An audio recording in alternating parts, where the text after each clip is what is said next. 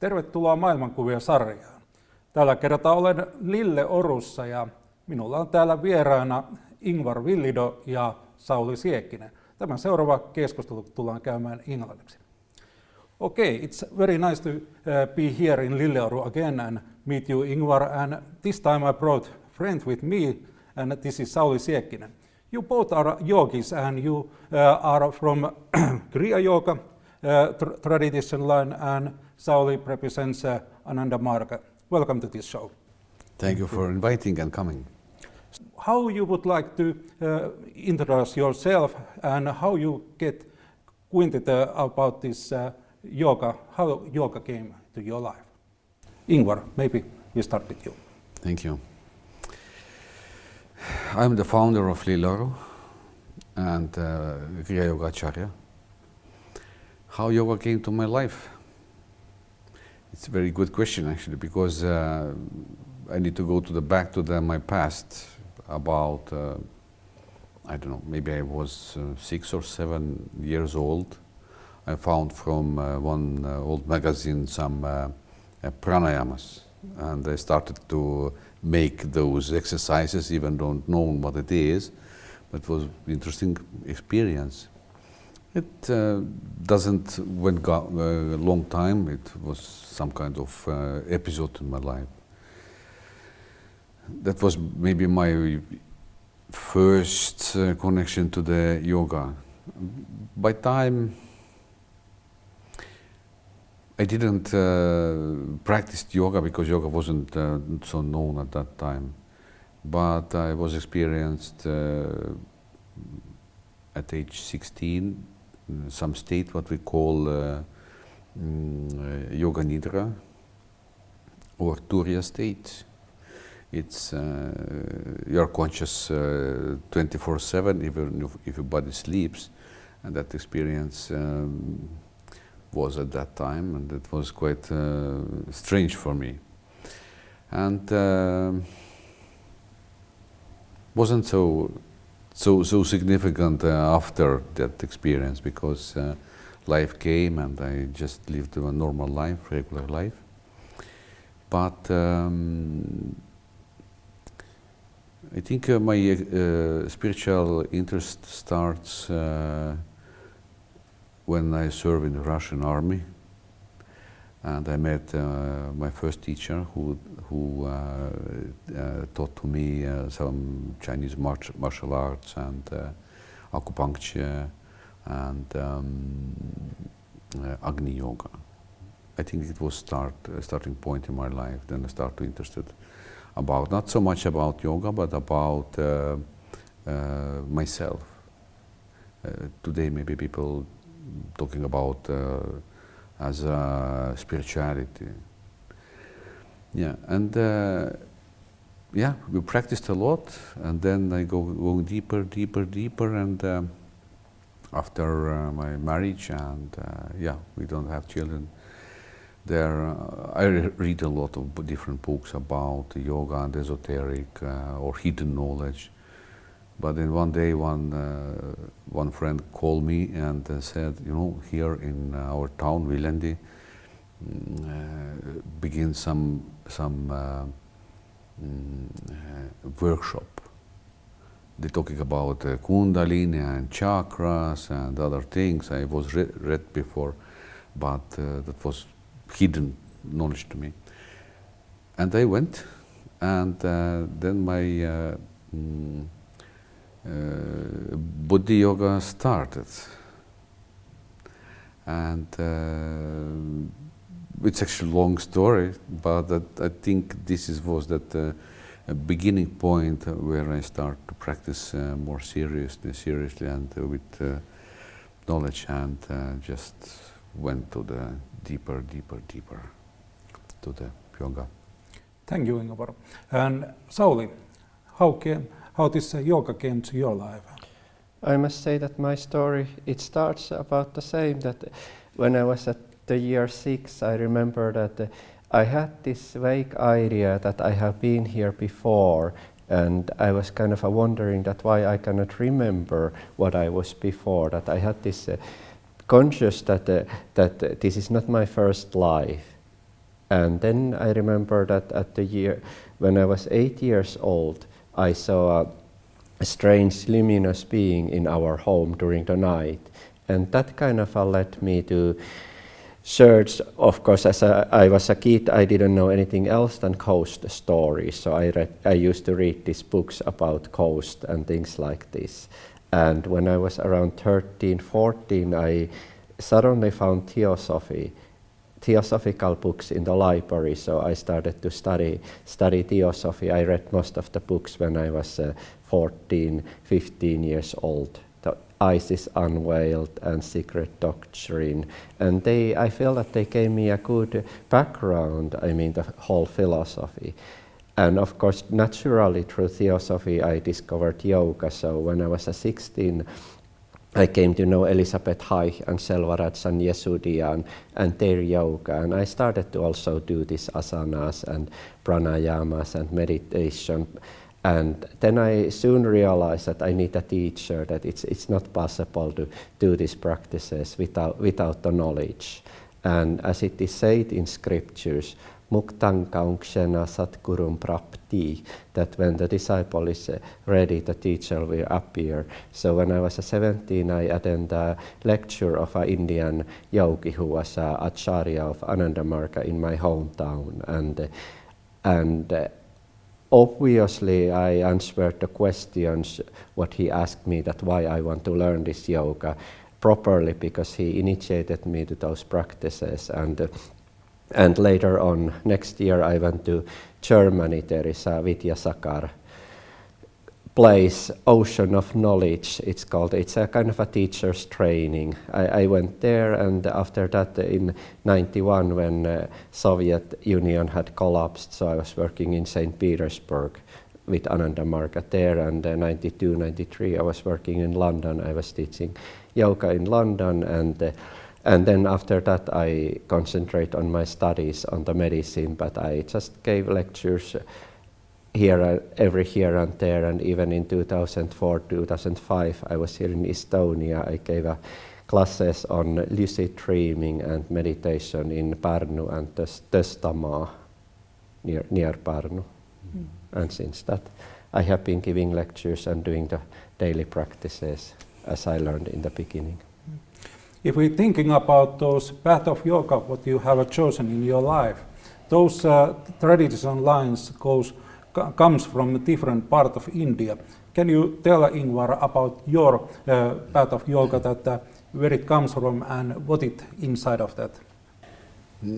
I wasn't so lucky with a physical teacher as you, but something guides me always, not by voice, inner voice, just maybe by curiosity. And before I understood that what I using by myself, what I teach to others, it's Kriya yoga actually. Even it belongs to the Siddhantam teachings of Siddhas, or perfect hidden masters. I found in those teachings what was discovered by myself, all important things in yoga, what is mentioned in yoga, but it wasn't so clear what is those things. Then I start to make research who around the globe are actually talking about those things, who sharing that knowledge. And then I found Siddhas and Kriya yoga, of course, because Siddhantam based on Kriya yoga. And then I start to understand, this is the Kriya yoga. It means I don't choose my path by interest, but more by questions. And answers came. And today I can say, yes, it's Kriya yoga. Yeah, it's part of Siddhantam. That's and I can't even maybe imagine or about different types of yoga or directions of different yogas, because it's like home, or it's like I'm very familiar with all those things. They are very natural to me.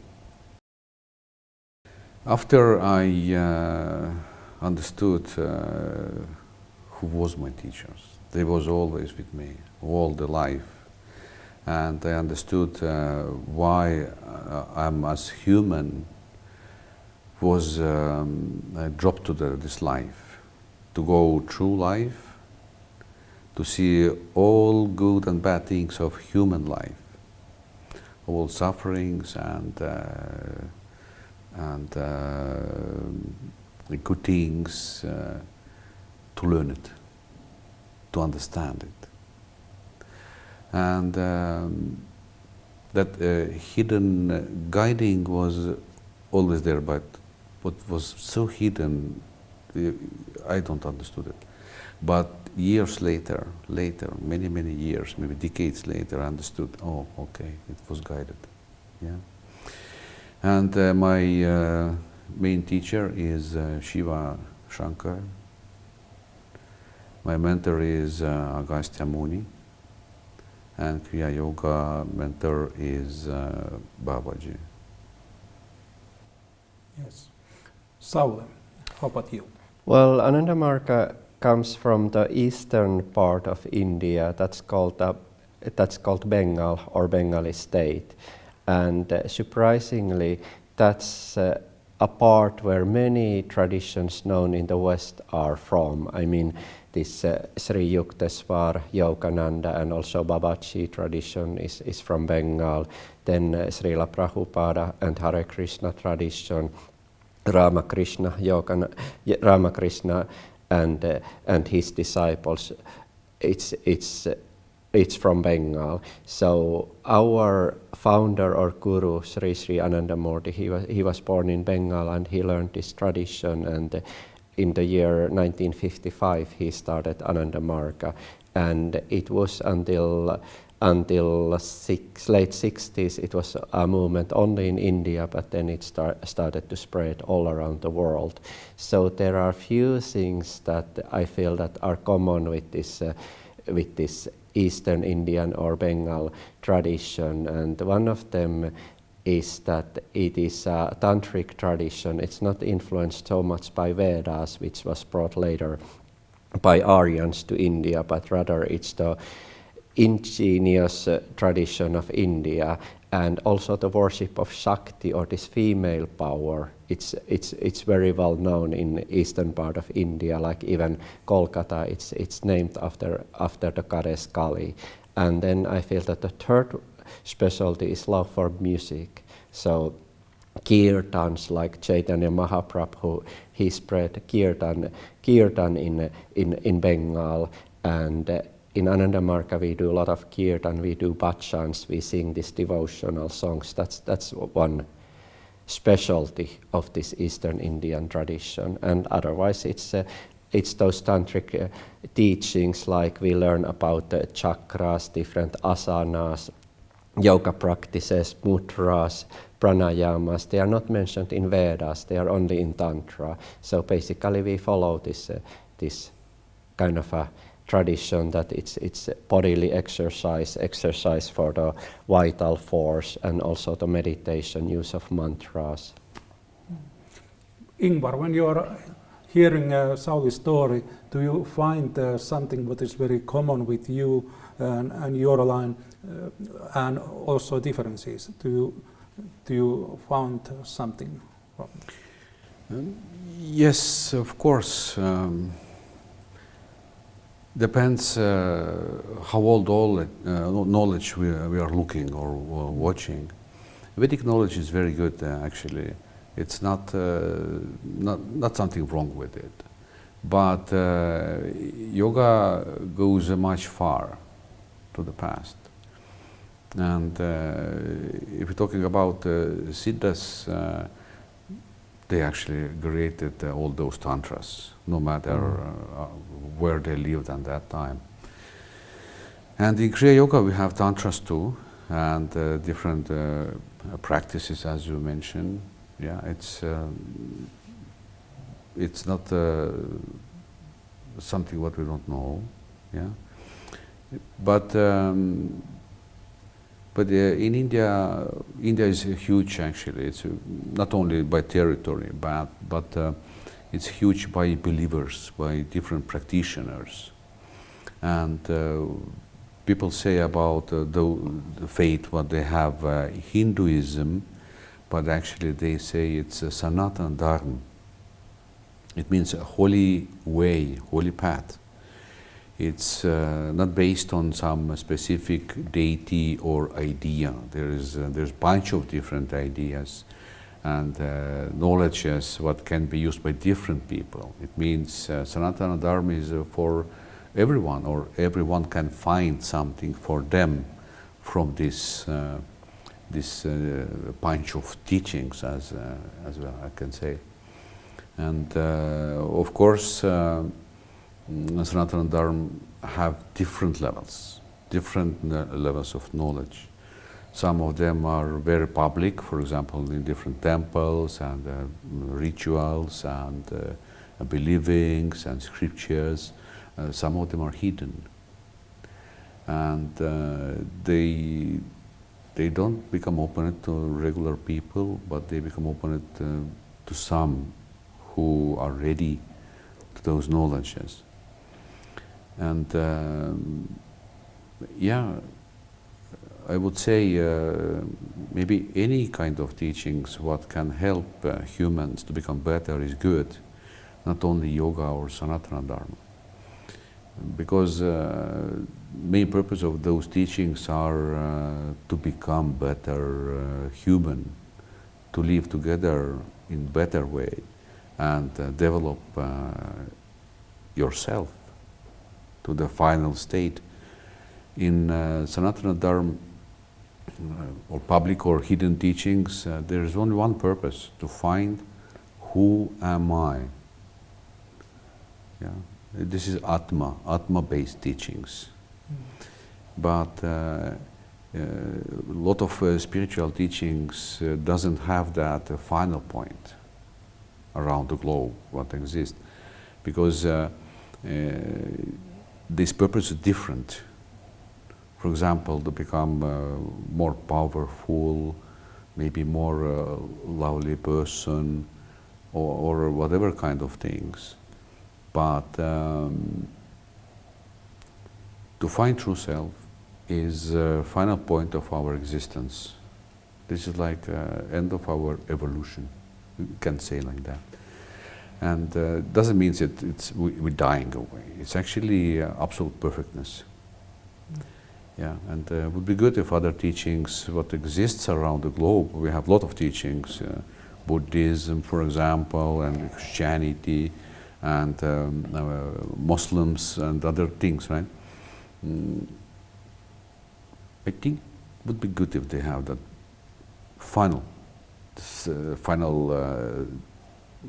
how to say that, destination where to go, it's become very clear what people can do with those teachings. What do you think, Sauli? I feel the same, that I'm kind of surprised myself, because later on I studied different religion and different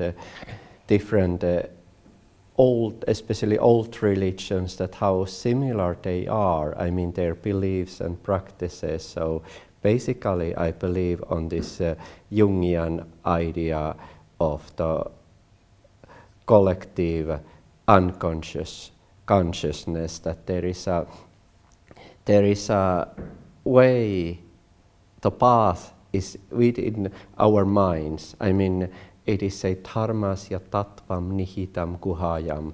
The ideal of dharma is hidden. Well, guha means cave, but actually this guha means this I feeling. It's within our own I feeling. It's hidden, the true path. So when you go deep enough in your mind, you will find what to do, how to do.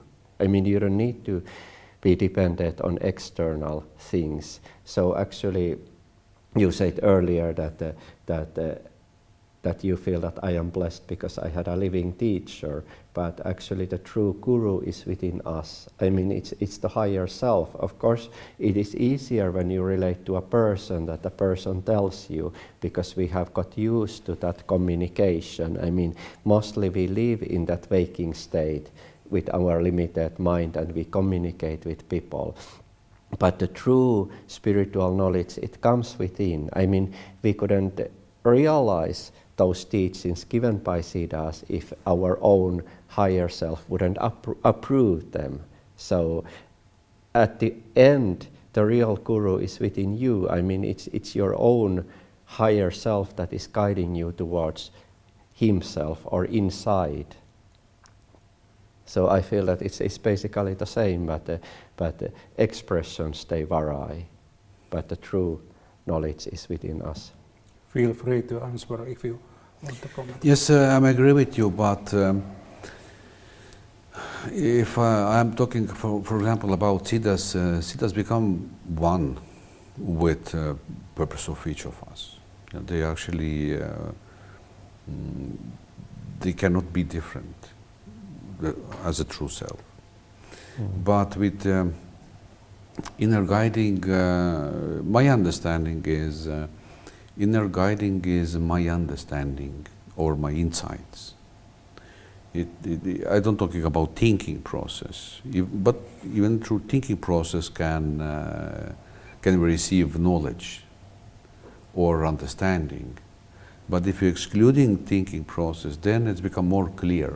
What is that silent knowledge? It's silent. That inner teacher is always silence. Why I'm talking about it? Because some people thinking that someone who talks to me and guide me, this is that highest teacher. Actually not. People need to be very careful with that guy who talks with you and guiding inside. It's not good to follow those kind of suggestions. Yeah, and basically I agree with you. Yeah, but before we have a lot of thoughts and emotions and disturbances, it's so hard to find that inner guiding. It's very hard. It's even impossible. That's the reason why I said you are happy, because you had a teacher who can gave Answer the questions. Yeah, and gave you a lot of knowledge and initiations. It's a saving of time. For me, that journey was longer by personal experience. Yeah, that's the difference, nothing more. Yes. And if we're thinking about yoga in personal level, what it means to you? Sauli, do you want to start this time? Well, I feel I want to give an analogy in our anatomy, because we have two organs or two chakras which are very important in yoga. And the first one is, of course, this Agya chakra. That's the seat of our conscious mind. But then even more important is Anahata chakra, or your heart. So in many traditions, the idea is that when you live in your brain, you are kind of isolated. You live it in your own mind. You live it with your own experience. You experience the world through these 5 sensory organs, and you give impressions with your 5 motor organs. But at some point in your practice, there happens a change in your anatomy, and your focus, it shifts from your brain to your heart. And that means a total change in your outlook. You are not anymore individual or isolated from others, but you are kind of feel the connections. Like in old Egypt, there is a hieroglyph of the heart.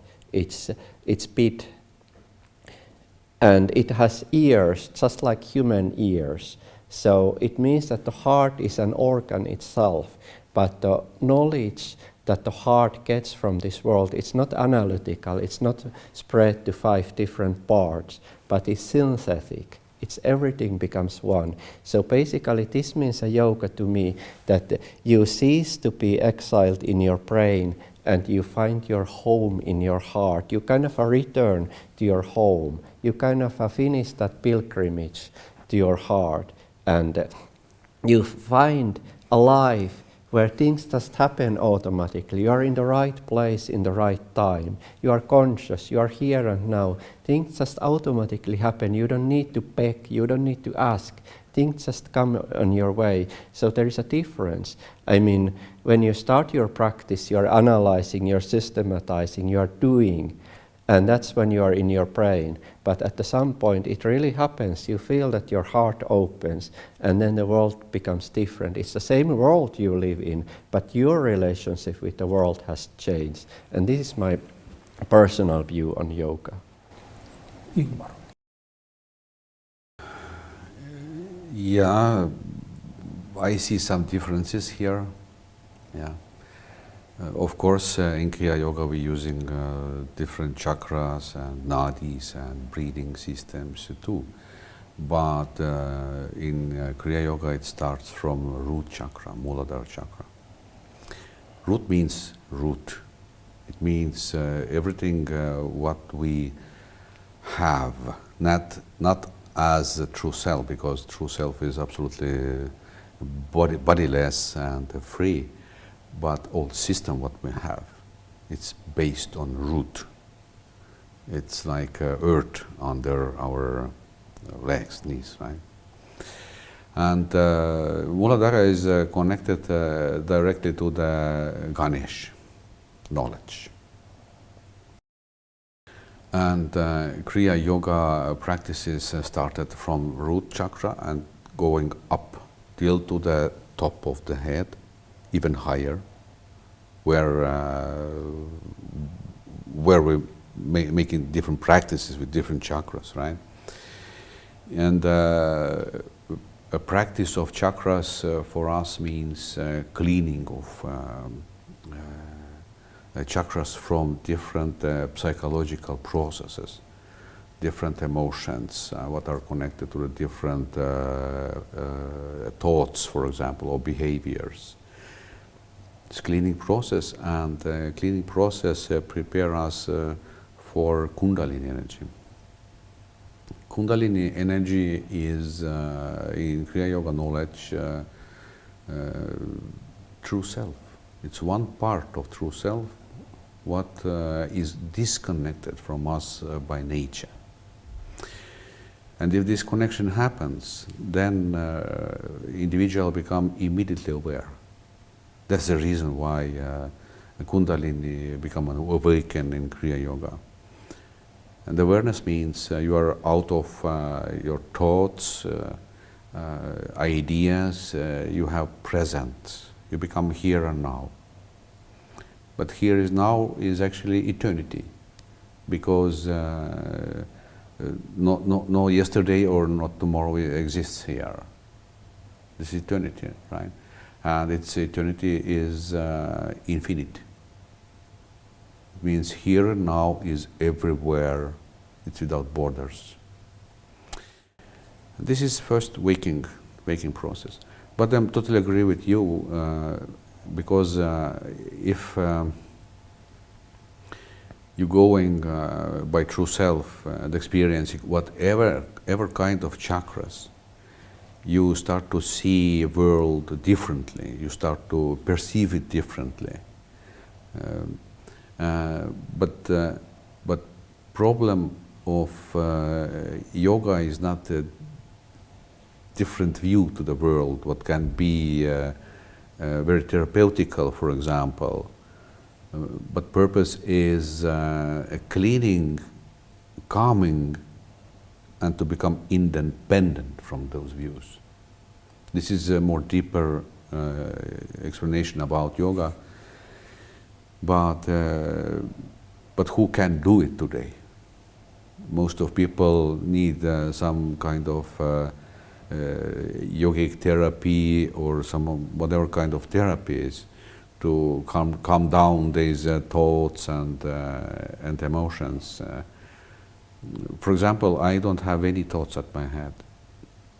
If I need to think, but basically I don't think. That because I'm used to be here now. I'm not interested about thoughts. How does it sound to you?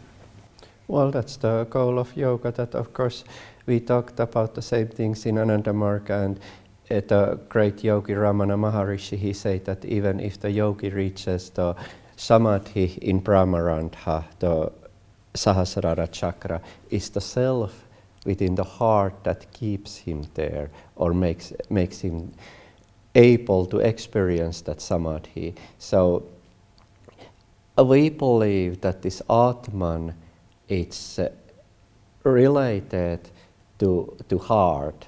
I mean, of course, this Sahasrara is the highest chakra, it's the end path of Kundalini, but still in Theosophy I learned the concept of Sutratma, that means thread soul, that there is a link from Atman through all these subtle bodies to our physical body, and that atom where the Atman is connected, it lives within our heart. That's what Madame Blavatsky in Theosophy said. So basically everything is just a play of Shiva and Shakti in Tantra. So Shiva is the ultimate consciousness, and Shakti, well, we can call it matter, but it's an energy that makes this consciousness to experience itself in different forms. So if we go to a Western philosophy, in Hegel he developed the idea of dualism of the spirit and matter. And the idea is that spirit fully recognizes or witnesses the matter, and matter is witnessed by the spirit. So capacity of witnessing is the quality of spirit, and that is being witnessed is the matter. So basically these are the Shiva and Shakti. So my point is here that even if we have the self, why we are not conscious of this body, why we are not conscious of the mind, is the reason that this is not our body, it's not our mind. We are connected only to one atom. That's our Shakti in this whole physical body. Same in mind, it's just one atom in the mind, and rest of them, they belong to macrocosm, they don't belong to us. I mean, all these 8 atoms of this body, they are not our atoms. We cannot control them. Our digestive system works as it wants. Our heart works as it wants. So it's basically, this body is a collection of different planetary energies that perform their functions automatically. And there are different spiritual practices. And for example, I gave an example of this Egyptian book of death, that's the idea that how you master your own body and mind and make them your own. And that's the process that has been going in different practices, in alchemy, in Tantra, is the same practice. And even the Hippocrates, the father of the Western medicine, he said that if we would be one, we would never fall sick. So our goal is to become one, and that means that we end these multiplities within ourselves, that our self claims this whole body, whole mind, whole emotions as its objective and controls them perfectly. So I don't know, in Estonia you have Kalevpoike. In our Finnish Kalevala there is the story of this Lemminkäinen, that his body was cut in pieces and thrown to the river. In Egypt the body of Osiris was cut into 14 parts and thrown into Nile. In India they believe that this body has 16 kalas or parts. So the idea is to make them all one again. Like this mother of Lemminkäinen, he connected his son's body and he became alive. Isis in Egypt, he made the first mummy. He connected these parts of Osiris' body and Osiris was reborn. And same idea, that we should connect all these parts of the body and claimed by the soul that we can be one. So that's the idea, ultimate idea of the Tantra. Do you want to have a quick comment for it? Shiva and Shakti are natural processes, and humans are giving form or understanding about them, how they look, what they are doing, by discovery or by philosophy, for example. But how it is naturally, that's the question. I understand my existence, that what I really are, is Shiva and Shakti together. Maybe I can say as that. But if I looking my or how is it? It's words cannot describe it. But if I'm looking my existence, I can understand that this is Brahman. This is something what was before everything, or God, or in different traditions. It has many different names. If I'm looking how from him coming everything out, I can say it's creation.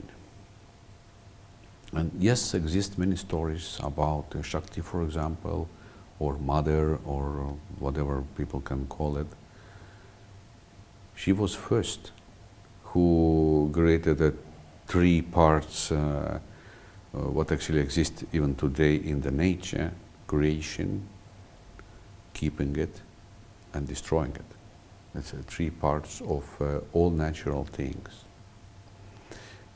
We can see it in winter time, springtime, summertime, winter time again, and it actually works with our bodies too, because our cells, body cells, become born and they're dying, they're living and they're dying.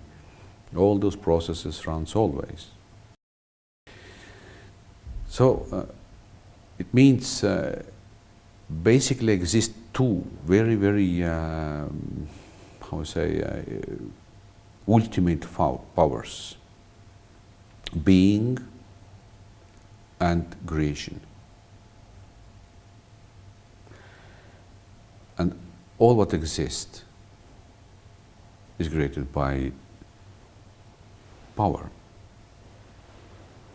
But that what can guide power is being.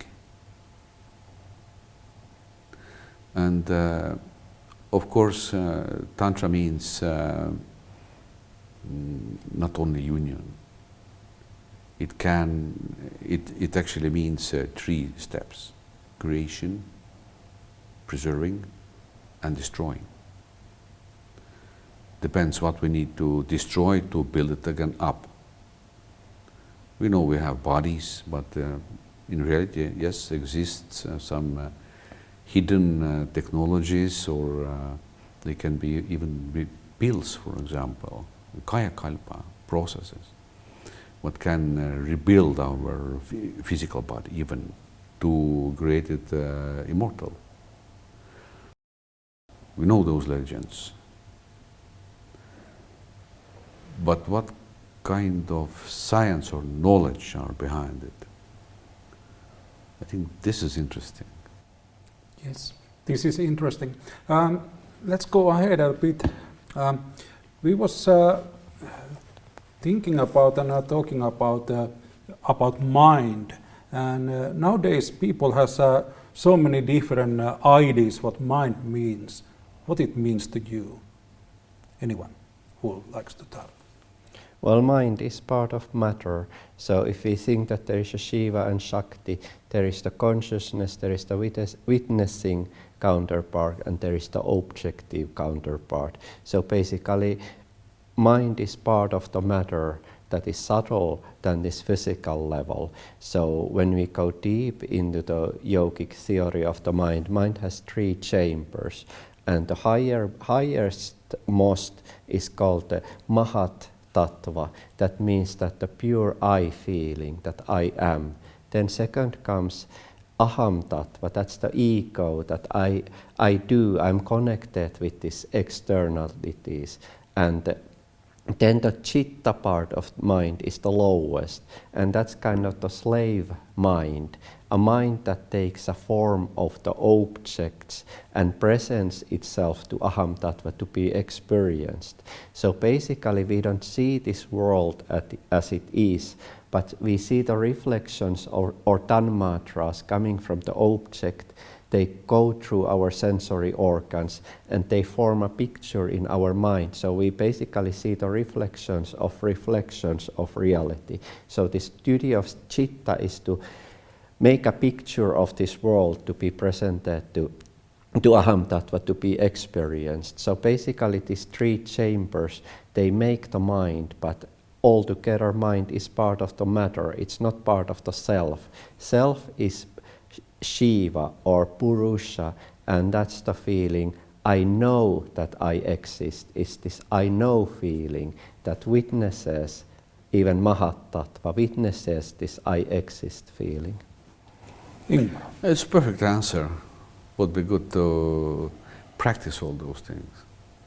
Well, so then now in Lilleorun there is construction work going in Lilleorun's Flower of Life Park, and there is coming in Shiva Temple.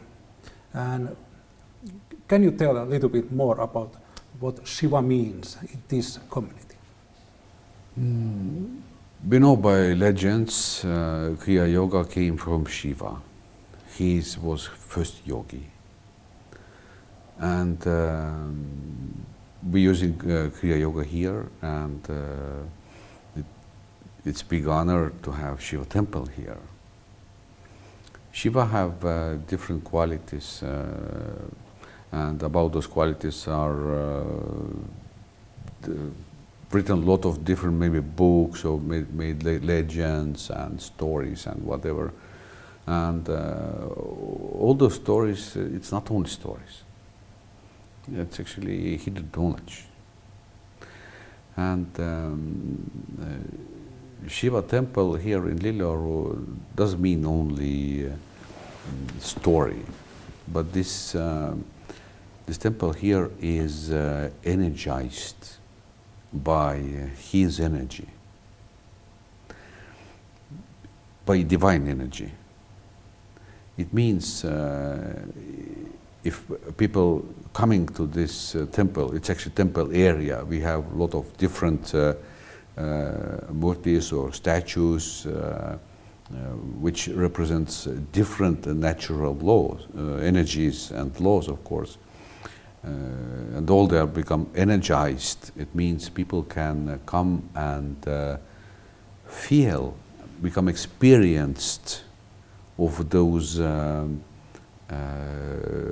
forces which are hidden in daily life. It means they are not exposed. They are invited, especially by a special ceremony, to this place to help people. That's the main purpose of this temple, to help people who need maybe some kind of good blessings for day's life or health, maybe to fulfill this whatever kind of wishes as it become possible. And it's like this temple area looks like area where gods who in yoga knowledge lives in different loka or plan or parallel world become exposed on this physical world where they actually never coming by itself, only by invitation or special treatments and ceremonies. And I think for practical people who using Kriya Yoga practical, they are not believers. They don't have faith because Kriya Yoga based on understanding, and those, of course, understanding is not possible without consciousness. It means we're using consciousness by purpose. It's like first Kriya Yoga for us means action with consciousness. It's we're going by consciousness to the final result, or we're practicing with consciousness. It can be path to the final result.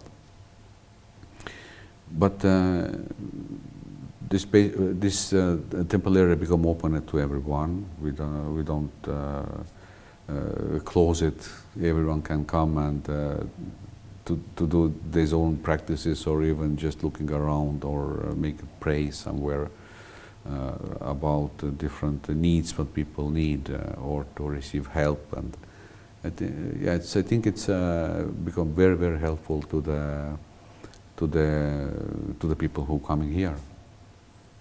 Yeah.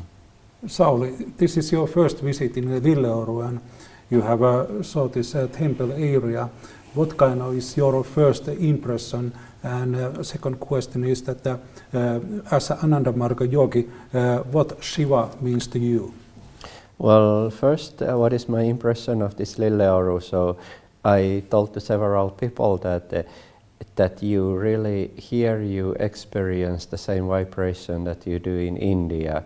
So you don't need to experience the adverse things. I mean, our bodies are not really accustomed to the high temperature of India. Although it's a very spiritual place, when you go there you experience the shrines, but still you have all physical discomfort because of the heat and pollution. But here, when I came here, I could feel the same like in India because of the sacred geometry and the sanctity of the temple. So you kind of feel that you are in a Siddhapita or something that is made sacred. And the second question, what Shiva means in Ananda Marga. So of course Shiva, as I told before, it means the consciousness or Atma. So several great yogis, they use the word Shivoham, that I am Shiva, I am Atma, I am the consciousness. So that is the experience of the samadhi, or experience of our true self. But similarly, we believe that Shiva was a physical person, that he lived in this world around 7,000 years ago when the Aryans started to migrate to India. And he was the founder of Tantra. He had several disciples whom he taught different system of knowledge, which is still present. I mean, we have the 64 Tantras. They are the conversation between Shiva and his Aryan wife Parvati. Parvati was the daughter of a Aryan king Daksha, who came to India. So Shiva married his daughter, and Parvati also became a tantric. She started to do the same practices. So these tantras are based on the conversation between Shiva and Parvati. So Parvati asks questions and then Shiva answers the questions. For example, there is a very beautiful quote that Parvati asks Shiva that what is the minimum quality for liberation, that how you can achieve the liberation. And then Shiva answered her that the minimum qualification for liberation is just a human body. That when you have a human body, doesn't matter whether it's a male or female body, you have all this system of chakras, kundalini, you can do spiritual practice, you have the understanding. So there is nothing more needed. So basically, in Vedas, there is a big distinction between men and women, even that women were at some point, they were not even allowed to hear Vedas to be recited. But in Tantra, on the other hand, there is equality, so both men and women can do spiritual practice. And in Ananda Marga, when there is a wedding ceremony, so this ideal couple is Shiva and Parvati, so this couple is said that be like Shiva and Parvati, that the husband will be like Shiva and the wife like Parvati, so they represent also ideal human beings to us. So there will be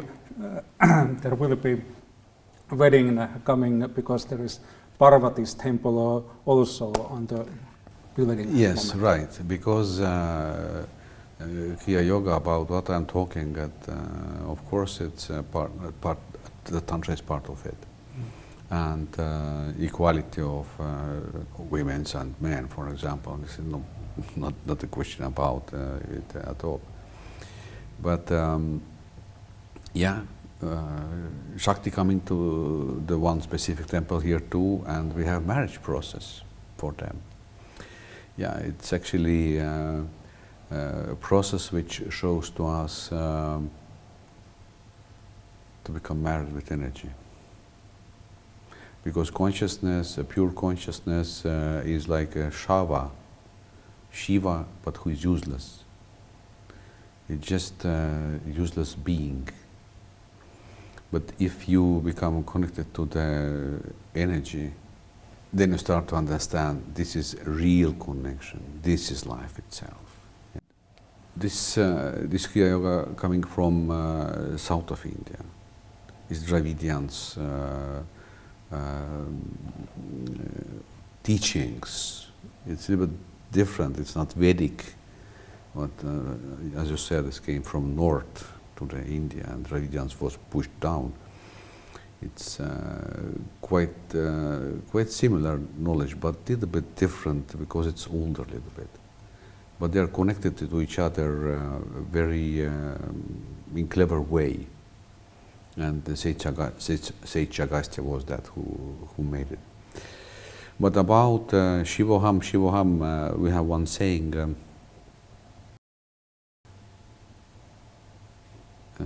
In Tamil, they say about true self, not Atma, but Kadavul. Kadavul means both human and God too. It means we are God already, that of freedom, or how we say. And this is question of when we can understand it. Because saying is this, in one good day or nice day, Kadavul can understand he is the Shiva. It's a question about understanding. Is there any differences when, or okay? No, nothing. It's the same. That this original religion and people of India, they were not only pushed to south but also to east. So this eastern part, there was a demarcation at some point where these Aryans said that they shouldn't go further, that Varanasi means this border, that they say that demons live beyond this border, so it means that that was a place where these Aryans didn't dare to go because it was inhabited by these tantric Dravidians, and they had this kind of both their martial art and the tantric practices, so they could even defeat Aryans. So Aryans didn't want to enter eastern India either. So, Ingvar, this what you are representing is Siddha tradition, and in Siddha tradition there is also siddhis. What is how you see those siddhis and what it means to in Siddharth, in Siddha ja tradition? See, this is special abilities or special forces what yogis can use if they have them. A lot of people actually are interested about supernatural forces, to use them. Using of those forces and of course development of those forces in perspective of yoga is dangerous. Dangerous because if you have power, using of this power, making stronger your ego. But purpose of yoga to become free from ego. That's the reason why yogis who are interested about development of special forces are warned, don't practice specifically, because your path to the freedom become cut away. Best way is just keep going to the freedom, to the true self, or samprajñata samadhi, and if some seed is coming or become opened by this path, so what? What do you think if you approaching this question in point of Ananda Marga's philosophy, is there something similar than cities, and how they belong to this tradition? It's basically it's the same that we say that one of the Shiva's name was Ashutosh, and that means easily pleased. So in Puranas, or these mythological books which came much later of both Vedas and Tantras, there are a lot of stories that different demons are pleasing Shiva, and Shiva grants them power, and then they get into troubles, and the whole world get into trouble, and then some other god needs, usually it's Vishnu, who saves them. Like there are a lot of such stories. So basically it means that Shiva is the source of both the spiritual knowledge and also the so-called occult knowledge. So in Tantra, we have, for example, Dasha Mahavidya. That means 10 different goddesses. So they are not goddesses to be worshipped. I mean, Kali, Dhumavati, Tara, Saurasi. There are 10 of them all together. So in Tantra, it means that there is a sadhana or a practice designed to each of these goddesses. So for example, Kali sadhana, you learn it from Guru. You need to do that sadhana during a certain astrological moment. You go to a graveyard, you wear certain color of clothing, you have a mala or this beads made of different material like snake bones. You repeat the mantra, and then you get the siddhi. If it's successful, you get the siddhi, and that means that you get a certain limited power. Like Kali means protector. You kind of get a black shadow that follows you all the time, and whoever tries to harm you, that Kali or that entity will attack that person. Same is Dhumavati. Dhumavati means terrifier. So you can do that practice, you can get Dhumavati siddhi, and that Dhumavati will terrify everybody who goes against of you. But I mean, we have the same idea in Ananda Marga, that these practices are useless in a way because they lead the mind towards controlling this physical universe. You want to control people, you want to get... There are ways to get wealth. There are sadhanas to get wealth. In Tantra, there are a lot of practices. They all came from Shiva. I mean, he gave both this very genuine spiritual practice, but he gave to people these occult practices because these people demanded it. So he had to give them.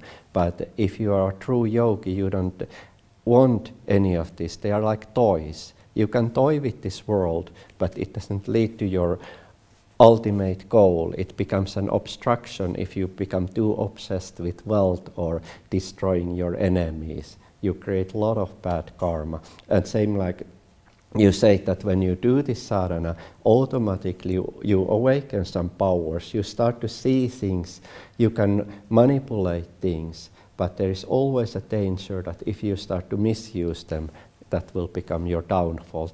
In Puranas there are so many stories about this too, that somebody gets some blessing and misuses it and it brings his downfall. Do you share his thoughts? Yes, of course. Yeah.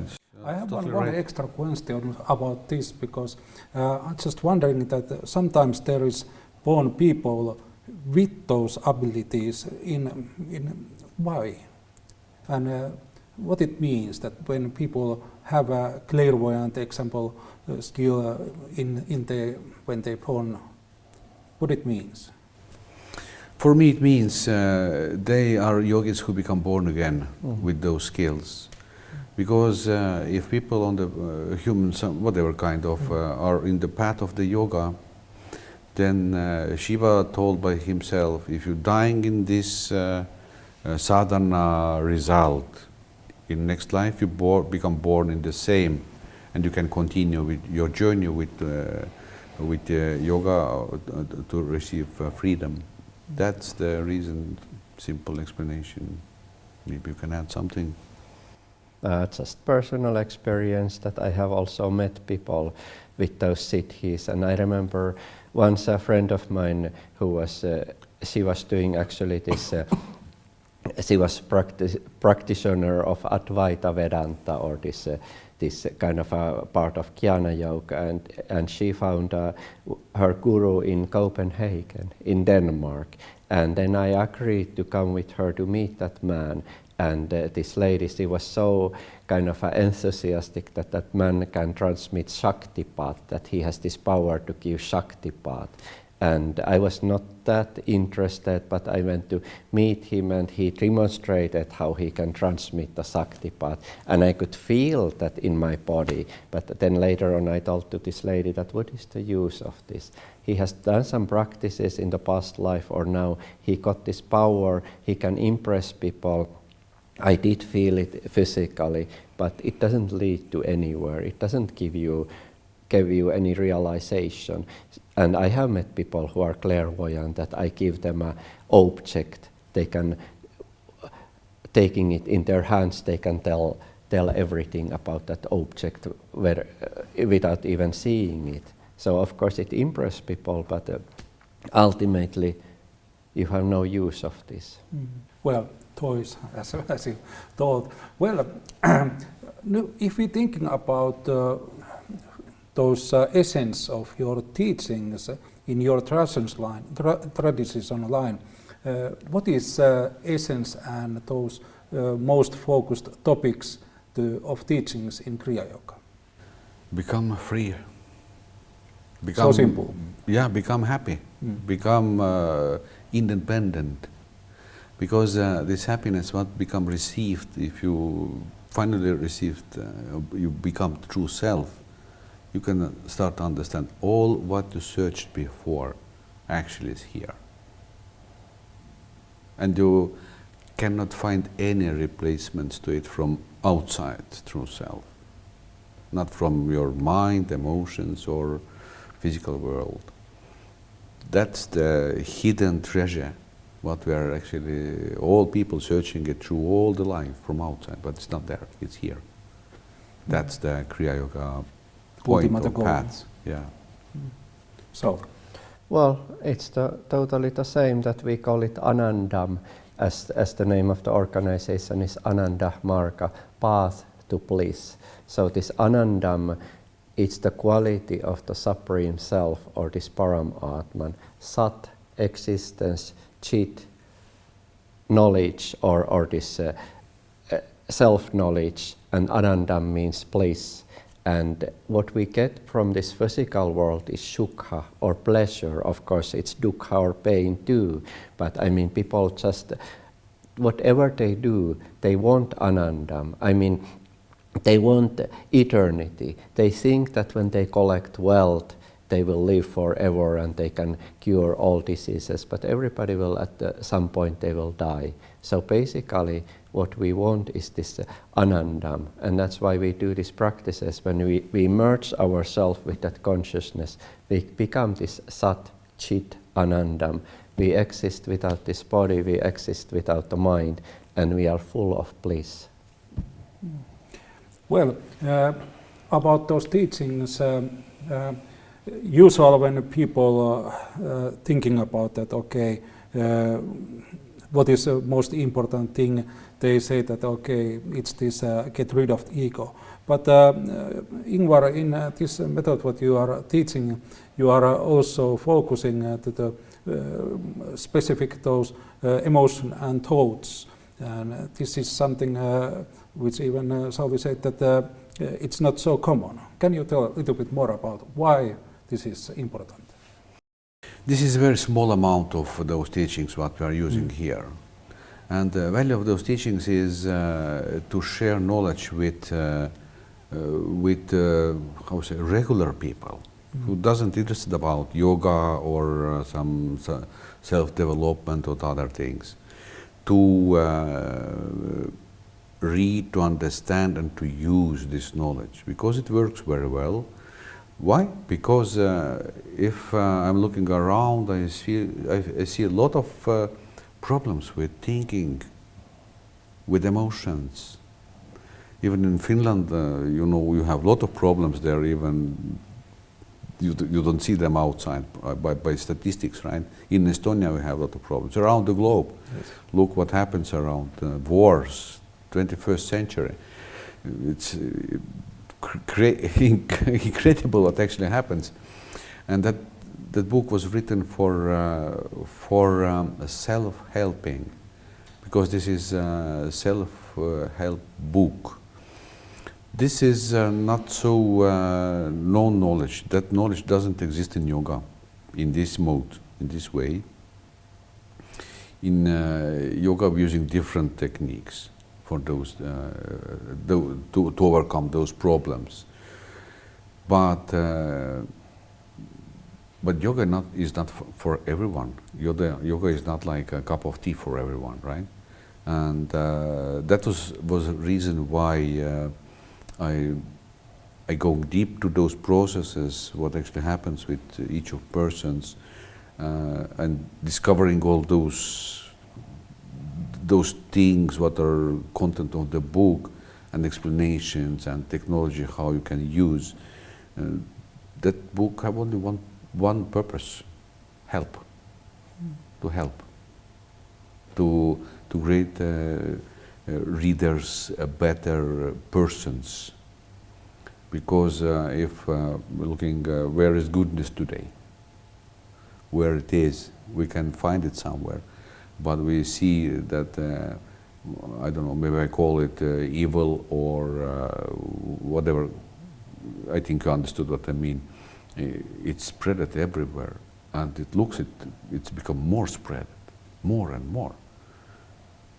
And I'm worried about humans and humankind. Well, me too. Sauli, you can observing this question in two different levels. Your profession is doctor, and you working every day with people's health. But in the same time, you can think about as a yogist that why it's not more commonly lifted up to the focus point. Well, I feel that one reason was that when you think of life like 3,000-4,000 years ago, it was more simple. I mean, people didn't have so much distractions. It was mostly just doing your daily work and getting food somewhere. But otherwise, it was very simple. You followed the same traditions as your parents. You became the same profession. You get married. You had children. I mean, there was no questions of doing things otherwise. But nowadays we have so many choices. I mean, people are tired because nowadays even young people, they are told that they can choose whether they want to become boys or girls. I mean, that creates such an insecurity in people's minds nowadays. So I feel that it's important to address people of this present society, because these old yogic techniques, they are not always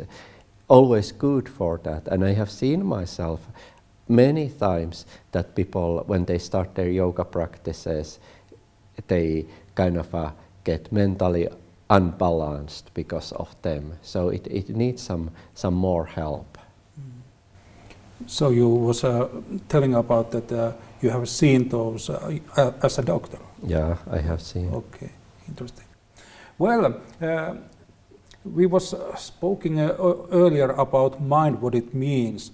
We have also one other word which is very common, consciousness. What is nature? Does it have different layers, and what it means to you? For me, consciousness means it's not words.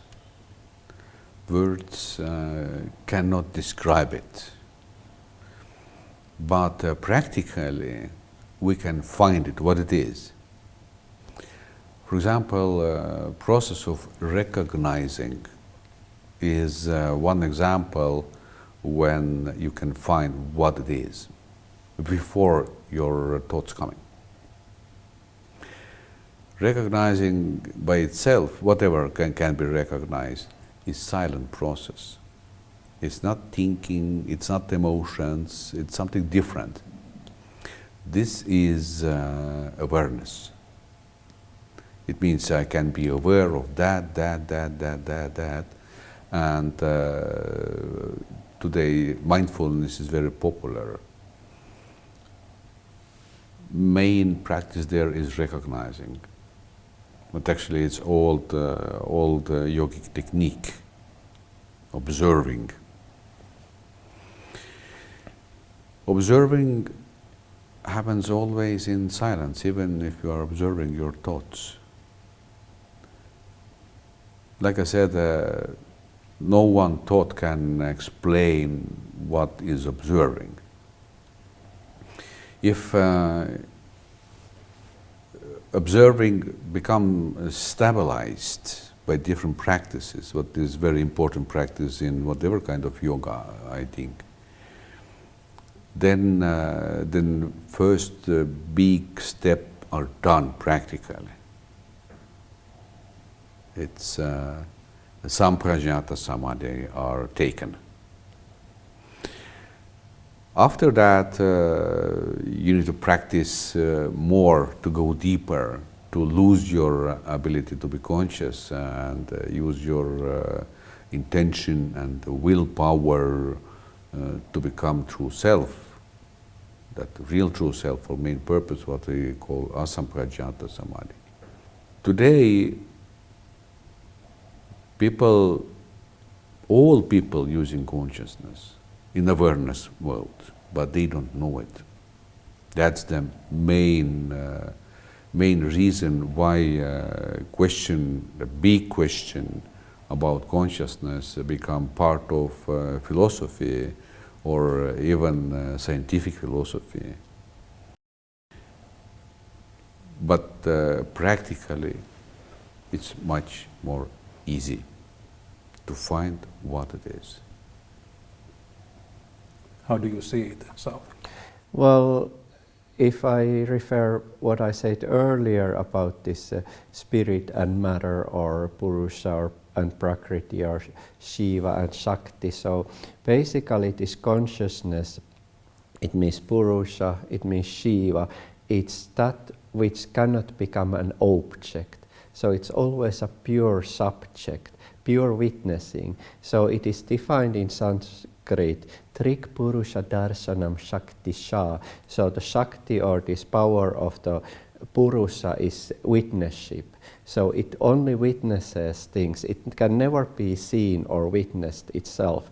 So like Ramana Maharishi, he said that you should find who you truly are. So that means that you need to trace the source inside, inner core of your mind, and everything that you see, everything that you can think of is not Purusha, it's not consciousness.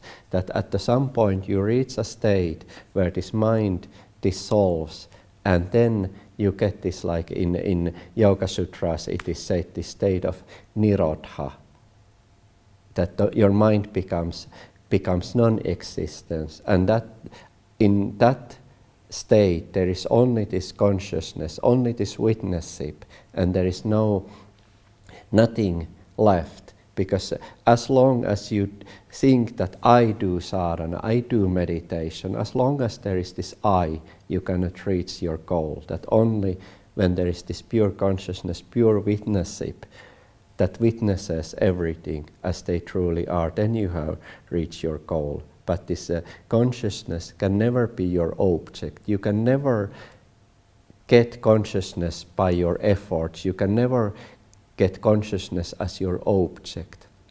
It is always a thing that witnesses you. It's always your subject. And what is ultimate goal for consciousness? To become free from objects.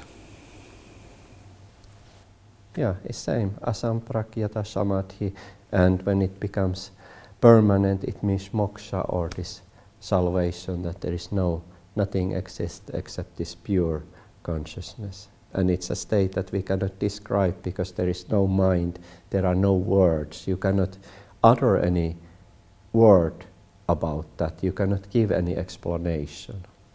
It's Satchitananda. That has been very exciting conversation. Now it's time to take our audience to this conversation along. So if anyone wants to have some questions for our guests, it's now time. You will get the microphone and just raise your hand if you want to ask something.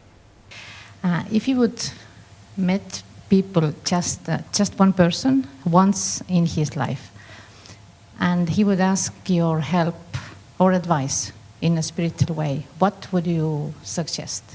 What would be your advice? One advice to one person once in a lifetime. Maybe Sauli could. Well, my answer would be that go always within, not without. That whatever you do, search what is inside of you and never the one that is outside of you. I would say, don't worry. You are not what you think or feel. Can I answer that to you? Well, I would like to see Paul Brunton, and I would like to say that it takes 25 years to understand what you are actually talking about. Thank you. Okay, so it's time to thank, of course, Sauli, Ingvar, and also our organizers and audience. You have been very patient with us. Thank you for everybody. Thank you. you. Thank you for coming. Thanks. Yeah.